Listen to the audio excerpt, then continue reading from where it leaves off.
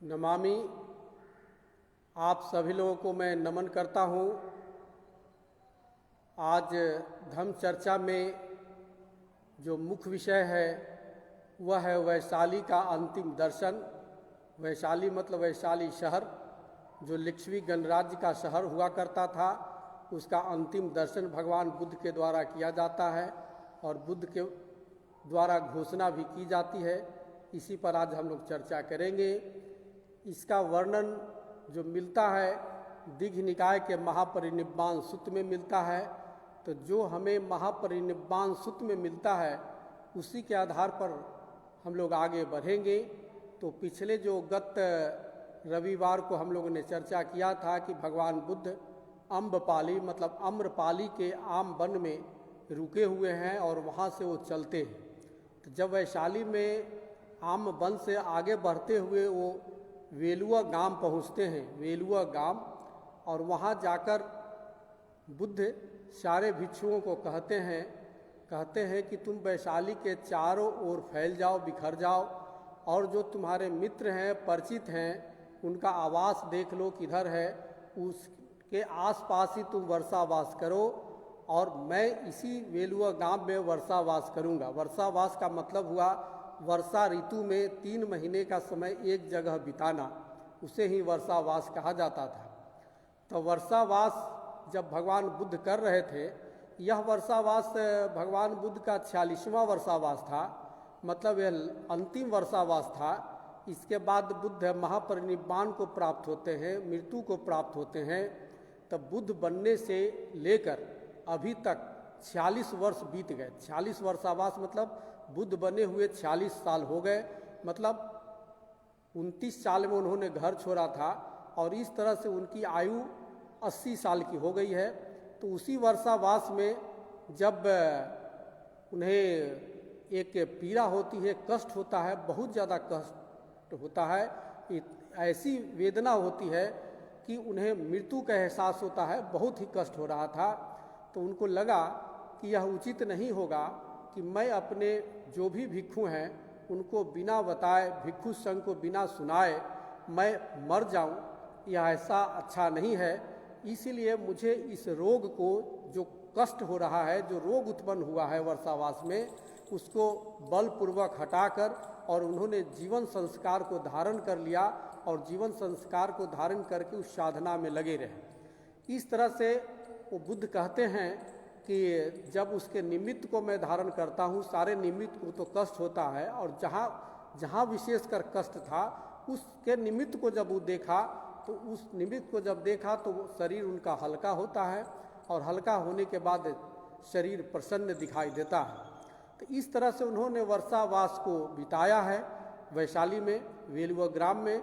फिर वहाँ से बुद्ध वेलुआ ग्राम में जब बोल रहे थे तो आनंद जब फिर बुद्ध के पास जाते हैं, भंते आनंद, और बुद्ध के पास जाकर भंते आनंद कहते हैं कि भगवान आपका शरीर अब अच्छा लग रहा है। और तब भगवान बुद्ध कहते हैं कि आनंद, मैंने जो भी बाहर और भीतर था वो सारा का सारा चीज़ मैंने तुमको बता दिया है। तथागत के पास कोई आचार्य मुट्ठी नहीं है। आचार्य मुट्ठी का मतलब हो गया कि आचार्य के मुट्ठी में अब कुछ छुपा हुआ नहीं है, मतलब जो भी था वो सब बता दिया, मेरे भीतर में जो भी था वो सब तुमको बता दिया, कुछ मैंने रखा नहीं। तो इसको पाली में वो जो लिखा है परिनिब्बाण सूत्र में, उसमें आता है नत्थि आनंद तथागतस्स धम्मेषु आचार्य मुट्ठी, मतलब आनंद, आचार्य मतलब तथागत के मुट्ठी में कुछ नहीं बचा है, उन्होंने सब चीज़ तुम्हें बता दिया है। और यह संग मैंने किसी स्वार्थ या उद्देश्य को रखकर नहीं बनाया है, और मेरी आयु भी अब 80 वर्ष की हो गई है, और जिस तरह से पुरानी गाड़ी होती है, जर्जर वाहन होता है, उसको बांध बूंद कर चलाया जाता है, उसी तरह से मेरा शरीर हो गया है और इस शरीर को भी मैं बांध बूंद कर चला रहा हूँ। तो इस तरह से मेरा शरीर चल रहा है, और इसीलिए आनंद मैं तुमको कहता हूँ, बार बार कहता हूँ, अत्तदीपा विहरत, अत्तदीपा विहरत, अत्त सरना अनय्य सरना, धम्म दीपा धम्म सरना अनय्य सरना। देखिए यहाँ त्रिपिटक में जो शब्द आया है अत्त दीपा विहरत आया है। हम लोग बहुत जगह लिखा मिलता है अत्त दीपो भव।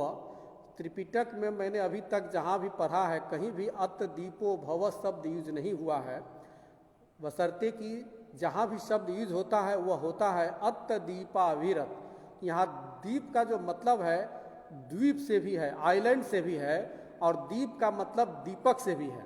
मतलब अपना द्वीप आइलैंड बनकर विहिरो, अपना द्वीप मतलब दीपक बनकर विहिरो, ये दोनों सेंस में यहाँ ले सकते हैं। और अत्त शरणा मतलब अपने शरण में जाओ, अनन्य शरणा किसी अन्य के शरण में नहीं। धम्म दीपा, धम्म को ही आइलैंड बनाओ, धम्म को ही द्वीप बनाओ, और धम्म के शरण में जाओ, किसी अन्य के शरण में नहीं। यही भगवान बुद्ध का यहाँ भी आनंद को उपदेश दिया जाता है। फिर वहाँ से भगवान बुद्ध चापाल चैत्य पहुँचते हैं। वहाँ से निकलकर वेलुआ ग्राम से निकलकर फिर भिक्षाटन करते हैं वैशाली में। भिक्षाटन करने के बाद भोजन करने के बाद चपाल चैत्य में जाते हैं। और चपाल चैत्य में जब जाते हैं तो वहाँ जाने के बाद वो जब वहाँ बैठते हैं, साधना में बैठ गए हैं, तो उनके पास मार पहुँचता है। मार कहते हैं पाली साहित्य में जिसको बुरे विचार कहिए या मृत्यु का मतलब वाहक कहिए, जो मृत्यु को ले जाता है, मतलब जीवन को जो समाप्त करता है। तो बुद्ध की वार्ता होती है मार से। मार बुद्ध को कहता है कि भगवान अब आपको इस जीवन को त्याग देना चाहिए। और मार बुद्ध जब बने, गौतम सिद्धार्थ जब बुद्ध बने थे उस समय भी मार ने कहा था कि भगवान अब तो आप बुद्ध बन गए, अब आप जिंदा रहकर क्या करना है, इससे अच्छा है कि आप मृत्यु को प्राप्त करें। मार ने वहाँ भी कहा था। यहाँ तक कि गिद्धकूट राजगिरी में भी मार बुद्ध के सामने आता है, वहाँ भी कहता है। तब बुद्ध कहते हैं नहीं, कि अभी मुझे और लोगों को धम्म के बारे में बताना है, उसमें प्रवीण करना है, ट्रेंड करना है। और जब तक हमारा भिक्षु संघ भिक्षु लोग ट्रेंड नहीं हो जाते तब तक मैं मृत्यु को प्राप्त नहीं करूँगा। तो यहाँ मार इसी तरह से जब बुद्ध से चर्चा करने लगा कि अब तो भगवान आपकी आयु भी हो गई और आपका संघ भी, सारे भिक्षु संघ भी समझ गए और बढ़िया से इसको पालन कर रहे हैं, धम्म समझ भी गए हैं। तो आपसे अनुरोध है कि आप अब मृत्यु को प्राप्त करें। तो वहाँ वह भगवान बुद्ध उस मार को कहते हैं कि मार, मैं आज नहीं, लेकिन आज मैं यह घोषणा करता हूँ कि मैंने आयु संस्कार को संप जानो, पूर्ण जानकारी होशो हवास में मैं छोड़ता हूँ। मैं आयु संस्कार को पूर्ण होशो हवास में छोड़ देता हूँ, मतलब मैं मृत्यु को स्वीकार करता हूँ। लेकिन यह जो आयु संस्कार है मेरा, यह 3 महीना के बाद यह पूर्ण रूपेण यह शरीर का अंत होगा, मैं परिनिर्वाण को प्राप्त करूंगा, लेकिन आयु संस्कार को छोड़ता हूँ। जब बुद्ध इसकी घोषणा जैसे ही करते हैं कि मैं आयु संस्कार को छोड़ता हूँ, तो भूचाल आ जाता है। भूचाल मतलब भयंकर भूकंप आता है वैशाली में। और भयंकर भूकंप आता है तो आनंद भी दौड़ते धूपते पहुँचते हैं कि क्या हो गया, क्या हुआ। तो देखते हैं कि बुद्ध ठीक हैं। तो बुद्ध की जो घोषणा होती है मार के सामने, यह और कोई भिक्षु वहाँ नहीं है, मार से चर्चा चल रही है। उसके बाद वहाँ से बुद्ध वैशाली के कुटागार शाला पहुँचते हैं। और कुटागार शाला जब पहुँचते हैं तो वहाँ कहते हैं भंते आनंद से कि जितने भी आस पड़ोस के जो भिक्षु हैं उनको आनंद तुम बुलाओ और इकट्ठा करो। और वहाँ जो इकट्ठा करने के लिए जो जगह था, ऊपर ठान शाला जिसको कहते हैं, सभा कक्ष कहते हैं, वहाँ सारे भिक्षु लोगों को इकट्ठा किया गया। जब सारे भिक्षु लोग जब वहाँ इकट्ठा होते हैं कुटागार शाला में, फिर वहाँ बुद्ध अपनी बात को रखते हैं। मैं यहाँ एक बात और कह देना चाहता हूँ कि कुटागार शाला वही वैशाली का कुटागार शाला है जहाँ भिक्षुनी संघ की स्थापना हुई थी। उस वैशाली में भिक्षुनी संघ की स्थापना हुई थी, महिलाओं का संघ में प्रवेश हुआ था, महाप्रजापति गौतमी के नेतृत्व में हुआ था। महाप्रजापति गौतमी जो गौतम बुद्ध की माँ कहिए, मौसी कहिए, और उनको दूध पिलाने वाली, पालने वाली कहिए, वो जो संघ बनाई थी, भिक्षुनी संघ जो बना था, वो कुटागार शाला में ही बना था।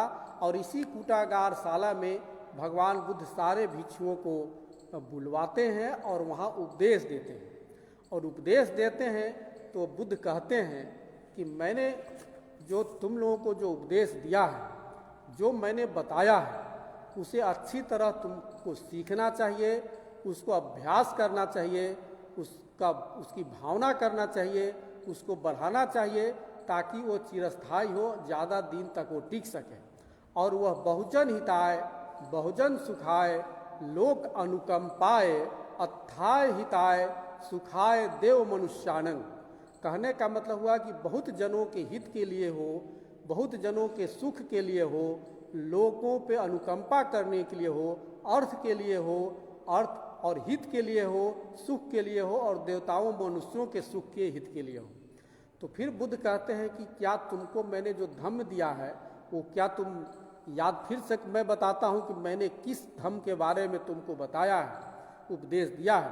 तो बुद्ध कहते हैं चत्तारो सती पट्ठाना, मतलब 4 सती पट्ठान, मतलब कायानुपसना, वेदनानुपसना, चित्तानुपसना, धम्मानुपसना, यह 100% विपसना है।